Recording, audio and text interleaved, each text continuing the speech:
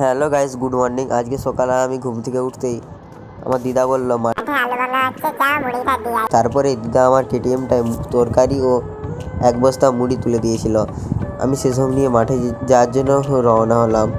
তার কিছুক্ষণের মধ্যে আমি মাঠে এসে পৌঁছে গেলাম, আর আমার পিসিকে মুড়ি বস্তাটা দিয়ে আমি আমার কেটিএমটা ঘুরিয়ে বাজার যাওয়ার জন্য রওনা হলাম।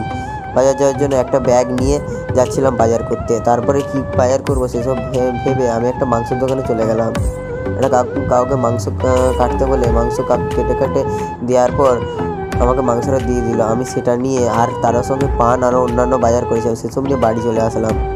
বাড়িতে এসে সেগুলো ধোয়াধুয়ি করে রান্নাবান্না করে নিও। আর আজকে এত ভাত কী হবে তোমরা সেটা ভাবছো? আসলে আমাদের মাঠে যে আলুগুলো আছে, যে আন্টিগুলো কাজ করছে, তাদেরকে খাওয়ানো হবে। আর রাস্তায় যেতে যেতে একটা আইসক্রিমওয়ালাকে দেখতে পেলাম, তার কাছে আমি কাকুর কাছে আইসক্রিম খেলাম।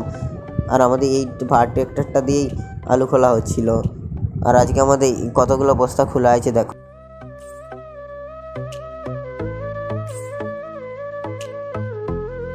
গাইস। আর এখন বিকেল হয়ে গিয়েছিল, আর আলু খোলা শেষ হওয়ার পরে আন্টিদেরকে খাইয়ে দিলাম। আর আমি সেখানে ঘোরাঘুরি করার পর তাড়াতাড়ি বাড়ি চলে আসলাম।